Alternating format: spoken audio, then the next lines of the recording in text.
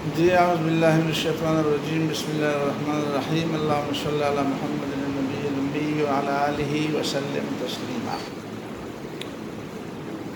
یہ جو حدیث ہے حضرت ابو ذر رضی اللہ تعالیٰ عنہ کی، اس کا کچھ حصہ تو پہلے درس میں ہو چکا تھا، یہیں تک تو بات آ گئی تھی کہ صحابہ کرام کے اندر ایک دوسرے پہ سبقت لے جانے کا جذبہ تھا۔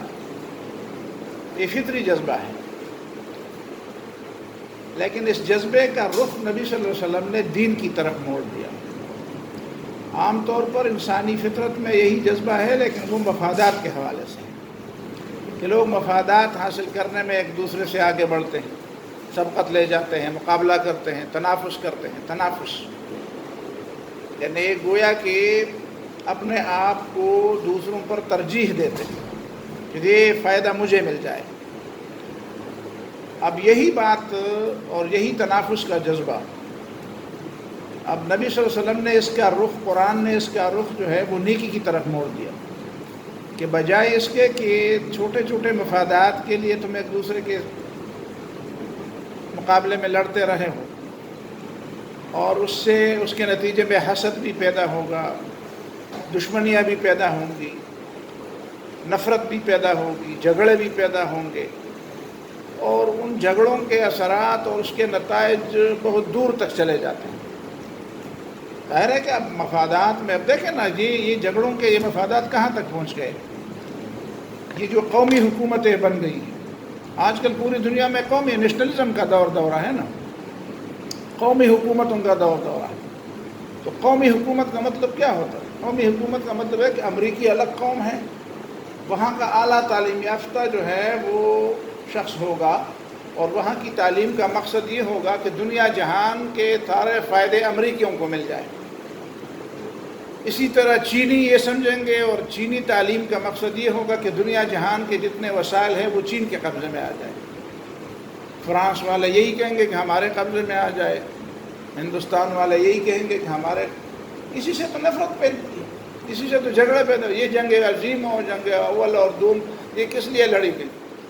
آج کل یہ ملکوں پر قبضے کیوں ہو رہے ہیں کہ وہاں کا تیل، وہاں کا سونا، وہاں کے وسائل وہ دوسروں کے ہاتھ میں آ جائے۔ مقابلہ اسی لیے تو ہے، اس سے تو نفرت پیدا ہوتی ہے، اس کے نتائج تو بہت دور تک چلے جاتے ہیں۔ اور آج ہم بچشم شد دیکھ رہے ہیں کہ پوری دنیا جو ہے وہ جہنم بن گئی ہے، مفادات کے جھگڑے ہیں، ایک دوسرے کے خون کے پیاسے ہو گئے ہیں۔ یہ بڑے بڑے اسلحے کیوں ایجاد ہو رہے ہیں؟ یہ بڑے بڑے بم کیوں ایجاد ہو رہے ہیں؟ یہ تباہ کن قسم کے جو منصوبے اور تباہ کن قسم کے جو آلات تیار ہو رہے ہیں، جو پلاننگز ہو رہی ہیں، جو منصوبے بن رہے ہیں، انسان کی تباہی کے لیے بن رہے ہیں۔ اب ظاہر ہے نا، یہ جو ایٹم بم اور یہ جو ہائیڈروجن بم اور یہ جو اسٹار وار تک بات چلی گئی ہے، اس کا مطلب اور کیا ہے سوائے اس کے کہ دوسروں کے وسائل پہ قبضہ ہو؟ اس کا یہی تو مطلب ہے کہ جو لوگوں کے پاس وسائل ہے وہ ان کے پاس نہ رہیں، ہمارے پاس آ جائیں۔ اب ان وسائل کے لیے پوری انسانیت کا خون کیا جا رہا ہے، پوری انسانیت کی بربادی کا نظام بنایا جا رہا ہے۔ انسان کی کوئی قدر قیمت نہیں ہے۔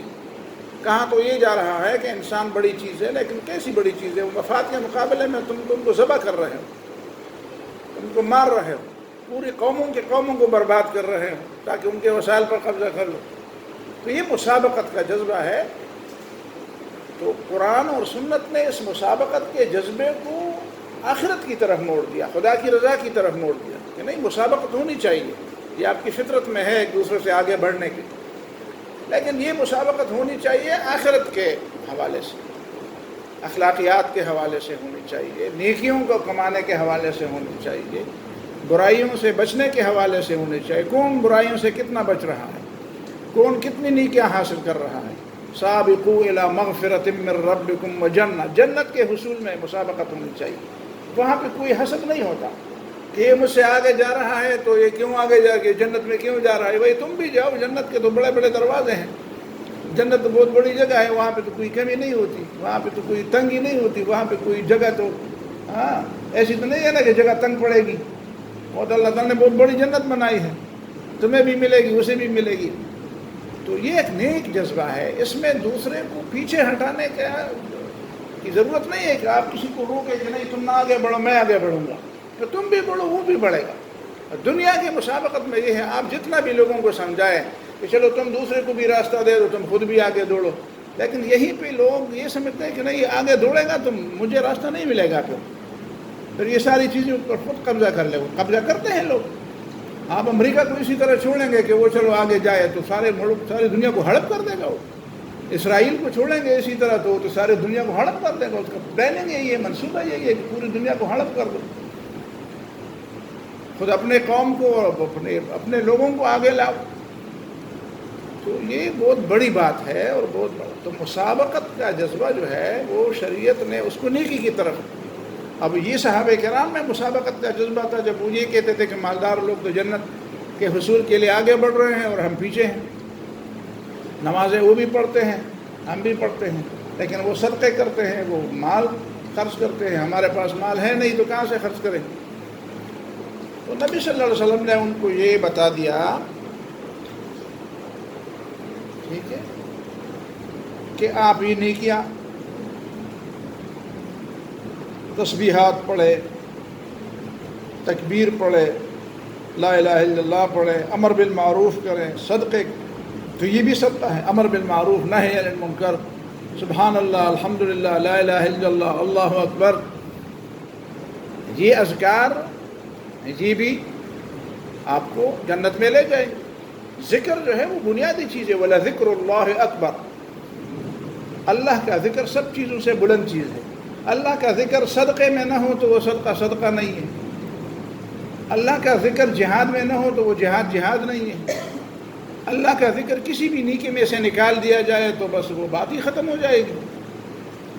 اسی لیے تو قرآن نے فرمایا نا، جب اذا لقیتم فئۃ فاثبتوا واذکروا اللہ، جہاد بڑی چیز ہے، جہاں پہ آدمی اپنا سر کٹانے کے لیے نکلتا ہے، ظاہر جان پر کھیل کر نکلنا پڑتا ہے نا، وہاں پہ اپنا سر بچا کے آپ میدان کیسے مار لیں گے؟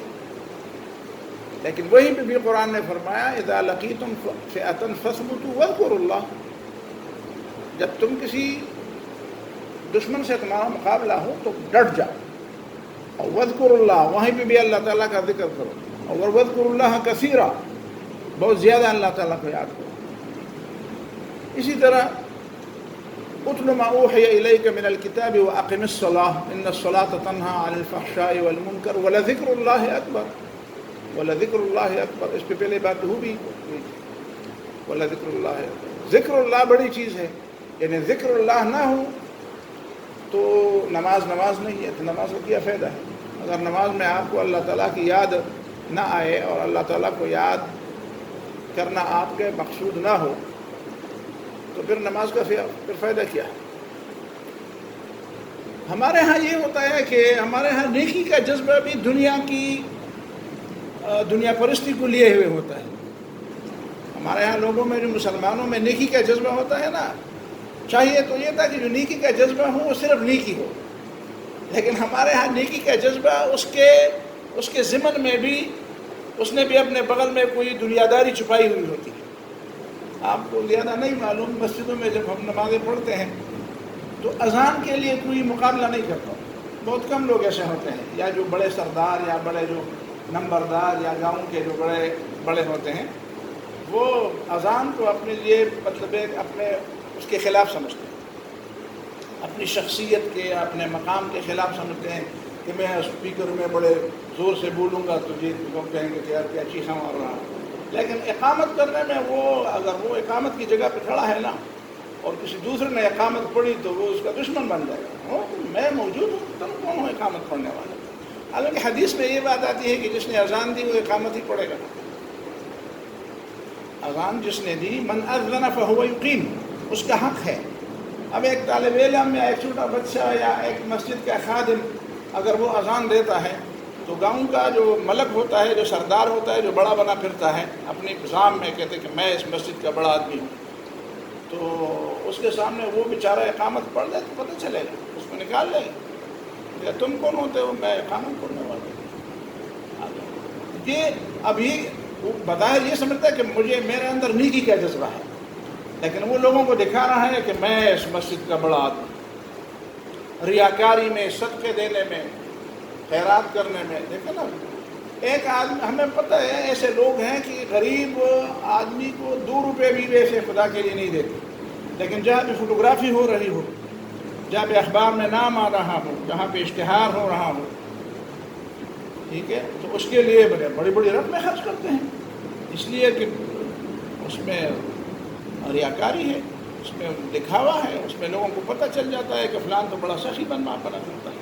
جہاں پہ اس کے نام کی تختی لگائی جائے، ٹھیک ہے، آپ کسی یتیم کے لیے اس سے مانگے تو وہ نہیں دے گا، لیکن آپ کسی جگہ پہ کوئی جگہ بنا دے، کوئی ہال بنائے، کوئی کمرہ بنائے، کوئی مسجد بنائے، کوئی مدرسہ بنائے، کوئی پل بنائے، کوئی چیز بھی بنائے نیکی کا، کوئی کنواں کھودے، کوئی پانی کا انتظام کر دے، اس پہ اس کے نام کی تختی لگائیں اور اس کی تصویریں دیں، اور پھر آپ دیکھیں گے کہ دوسرے لوگ، یہ مدرسوں والے یا مسجدوں والے، ہم جب بچے تھے اور ہر گاؤں میں، ہم بھی گاؤں کے لوگ ہیں، تو گاؤں میں اسپیکر نہیں ہوا کرتے تھے، تو یہ مدرسوں والے اور یہ مسجدوں والے یا اس طرح کے جو ہوتے ہیں، انہوں نے ایک طریقہ ایجاد کیا تھا کہ بس وہ اسپیکر ساتھ گھماتے پھرتے تھے، بیٹری ہوتی تھی ساتھ، تو وہی کسی مسجد میں جا کر وہ اسپیکر، اور جو ہم بچے تھے تو اسپیکر آ گیا ہے، تو سارے بچے مسجد میں جا کر دوڑتے تھے.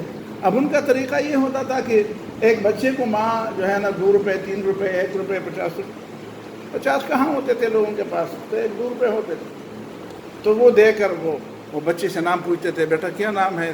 کہ عبداللہ نام ہے. تو اس کو تو او عبداللہ نے مدرسے کے لیے 2 روپے چندہ دے دیا، اس کے ماں باپ پر رحمت نازل ہوں اور اللہ تعالیٰ اس کو ایسا کرے، اور اس کے عبداللہ بڑا اچھا لڑکا. اب دوسرا بچہ کہتا تھا اپنی ماں کو، مجھے بھی دے دو، میرا نام بھی اسپیکر میں آ جائے، میرا نام بھی اسپیکر میں ہوا تو میرا نام لیا گا، اس کو نام نہیں لیا. اب سارے بچے اسی لیے، اب دیکھیں یہ تم کیسے تربیت کر رہے ہیں.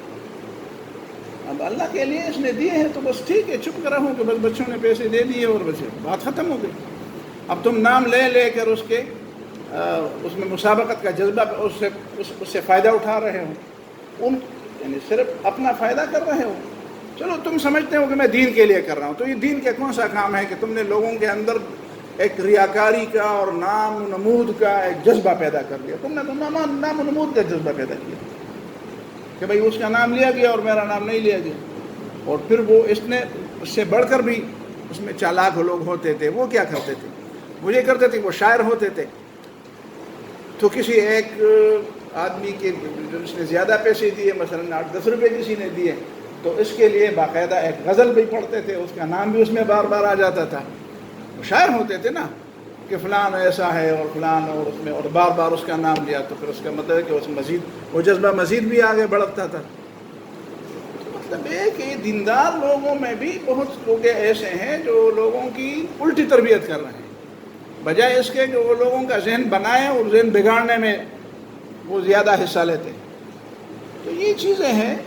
بہرحال نبی صلی اللہ علیہ وسلم نے ان کو یہ فرمایا کہ اَوَلَيْسَ قَدْ جَعَلَ اللَّهُ لَكُمْ مَا تَصَدَّقُونَ، کہ اللہ تعالیٰ نے تمہیں وہ موقع نہیں دیا کہ تم بھی صدقے دے دو، تم بھی صدقہ دینے والے میں شامل ہو. یہ موقع تو تمہارے پاس بھی ہیں.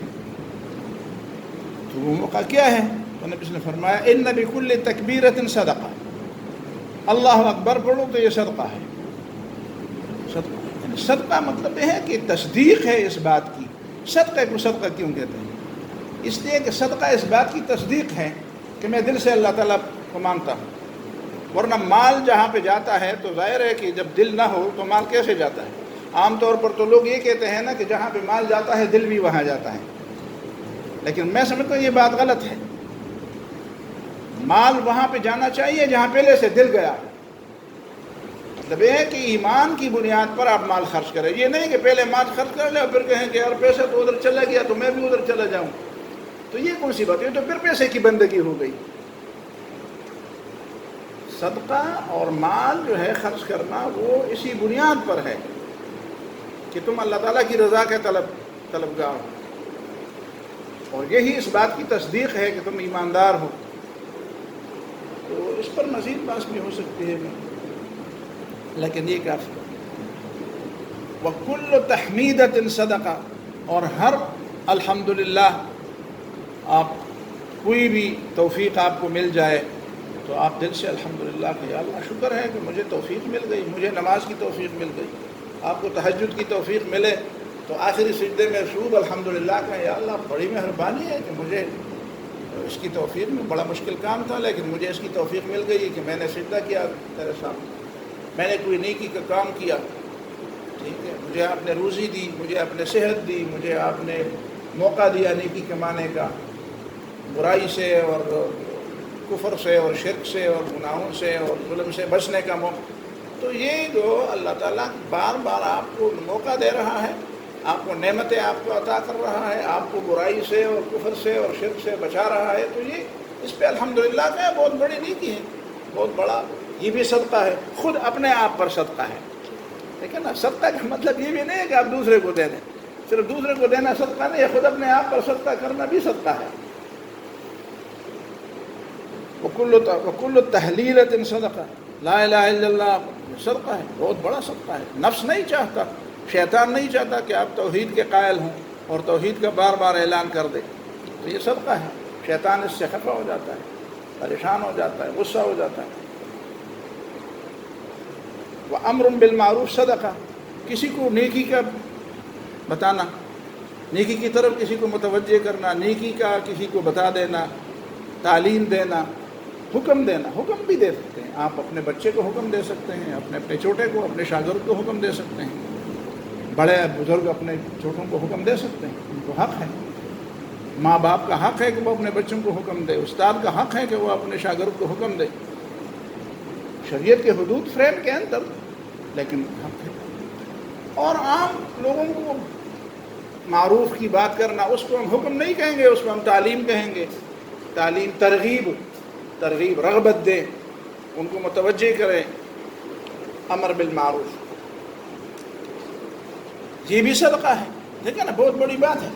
اب یورپ کے اندر یہ بات آ گئی ہے کہ وہ کہتے ہیں کہ آپ کا ہمارے اس میں کیا ہے، میری ذاتی زندگی میں تمہیں کیا ہے کہ تم بھی جو کہتے ہو کہ یہ کرو یا نہ کرو۔ حالانکہ یہ صدقہ ہے، اگر وہ یہ جانے اور یہ سمجھے کہ یہ تو میرے خیر کی بات ہے تو آپ نے اس پہ صدقہ کیا، آپ نے برائی سے اس کو روکا، آپ نے اس کو متوجہ کیا۔ اب دیکھیں نا، یہ کون سی بات ہے، ایک طالب علم ہے، ٹھیک ہے، اور آپ کو پتہ ہے کہ یہ ہمارے پی ایم سی کا مثلا طالب علم ہے فرض کر، اور آج اس کا پیپر بھی ہے اور 8 بجے اس کا پیپر شروع ہونے والا ہے اور 7:45 بج گئے ہیں یا 8 میں 5 منٹ کم ہے، اور یہ وہاں پہ کسی مداری کے تماشے کے لیے وہاں پہ کھڑا ہے، اور مداری نے کوئی تماشے نیولے اور شام کو لڑا رہا ہے نا، مداری ایسے ہوتے ہیں، انجام میں مداری کہتے ہیں، اس کو کیا کہتے ہیں؟ تو آپ اسے کہتے ہو کہ اسٹوڈنٹ تو طالب علم نہیں ہے، تو ہمارا پی ایم سی کا اسٹوڈنٹ نہیں ہے، کہتے ہیں، کہتے تمہارا آج پیپر نہیں ہے۔ اب آگے سے اگر وہ کہتے کہ یار تو کون ہوتا ہے مجھے خواہ مخواہ، یار میں نے تماشا دیکھنا تھا اور تم نے میرا خواہ مخواہ رنگ میں بھنگ ڈال دیا، خواہ مخواہ میرا تماشا خراب کر دیا، آپ اسے کہیں کہ یہ تو آپ کی زندگی کا مسئلہ ہے، ابھی تو آپ کا امتحان ہوئے، اس میں فیل ہو جاؤ گے تو کیا کرو گے، تماشے کو کیا کرو گے؟ اسے آپ کا شکریہ ادا کرنا چاہیے، آپ کا شکر گزار ہونا چاہیے کہ آپ نے اس کو تنبیہ کی۔ اگر آگے سے وہ آپ کو دو بدو جواب دے کہ یار it is my own job, چھوڑو مجھے، میں جانوں، میرا اپنا کام جانا، اپنا معاملہ ہے میرا، تیرا اس سے کیا ہے، اس کا مطلب ہے کہ بیوقوف ہے۔ اسی طرح آپ کسی کو یہ بتا دیں کہ بھئی یہ دنیا ہے، یہ ختم ہونے والی ہے، برباد ہونے والی ہے، اس میں آخرت کی بات ہے، اس میں آپ کے سامنے بڑے بڑے منازل ہیں، بڑے بڑے مسائل ہیں، اب آگے سے وہ آپ کو کہہ رہا ہے کہ یار تم تو میری زندگی برباد کر رہے ہو،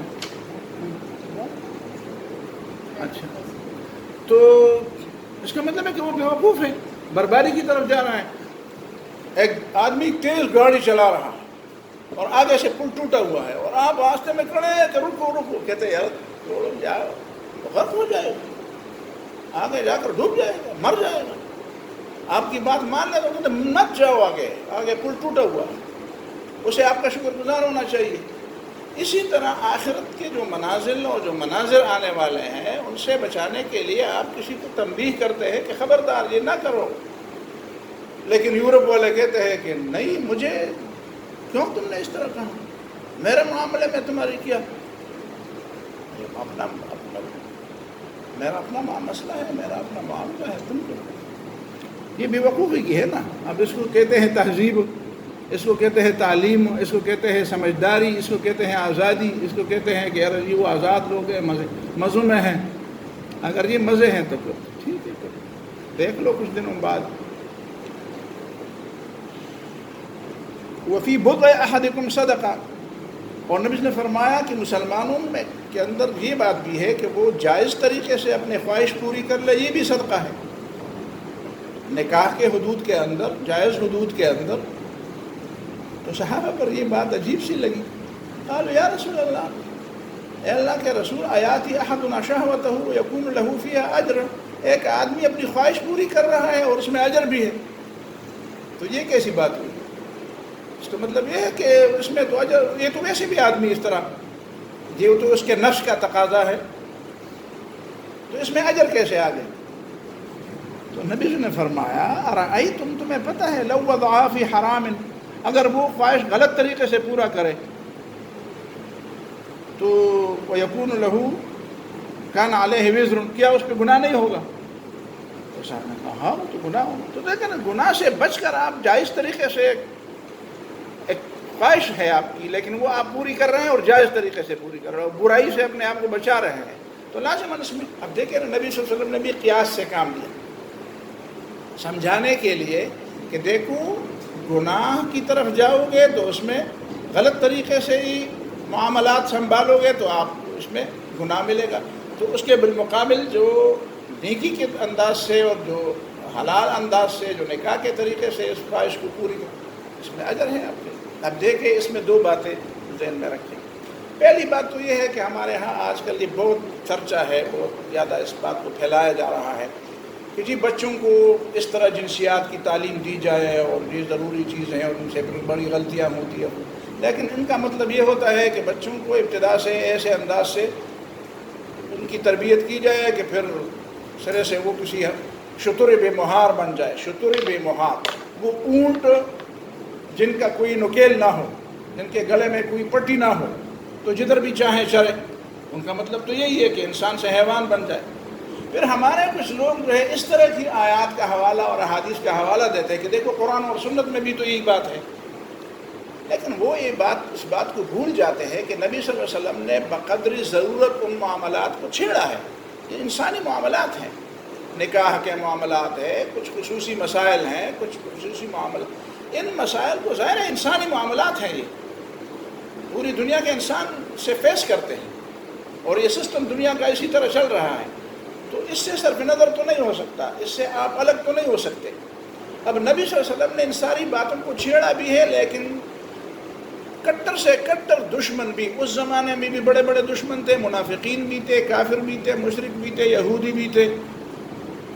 ان میں سے کسی ایک آدمی نے بھی نبی صلی اللہ علیہ وسلم کی کسی ایک حدیث پر یا قرآن کی کسی ایک آیت پر یہ انگلی نہیں اٹھائی کہ دیکھو ایک طرف وہ بڑے اخلاقیات کی تعلیم دیتے ہیں اور دوسری طرف یہ باتیں بھی کرتے ہیں.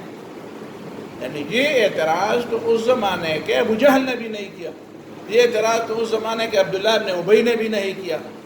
اور اس کی بنیادی وجہ تھی کہ نبی صلی اللہ علیہ وسلم نے ان مسائل کو بالکل ضرورت کی حد تک چھیڑا، اور ضرورت کی حد تک بھی ایسے صاف پاکیزہ انداز سے اور پاکیزہ ماحول میں، پاکیزہ سیاق و سباق میں، خدا خوفی کے ساتھ، شریعت کے حدود کے ساتھ، ٹھیک ہے، اخلاقیات کے حدود کے اندر ان چیزوں کو سمجھایا.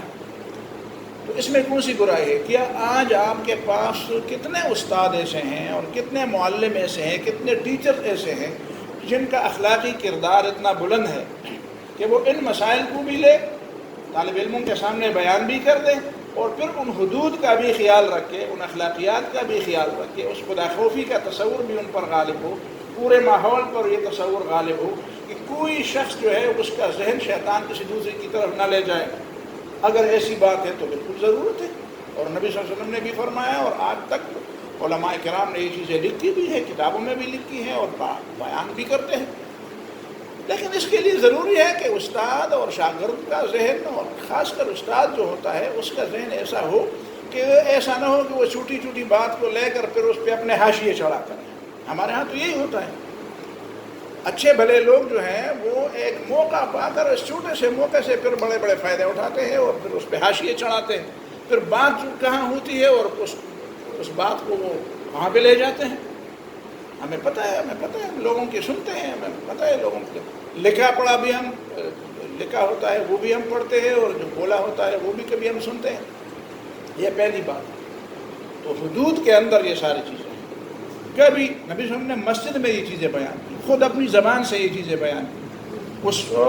اس موقع پر خواتین بھی موجود تھی, جوان بھی موجود تھے, بوڑھے بھی موجود تھے, لیکن کسی ایک فرد کے ذہن میں بھی کوئی ایسی بات نہیں آئی کہ آیا اسلام کے جو حیا کے حدود ہیں, جو اخلاقیات کے حدود ہیں, ان حدود کو کبھی ڈیمیج کیا گیا ہے.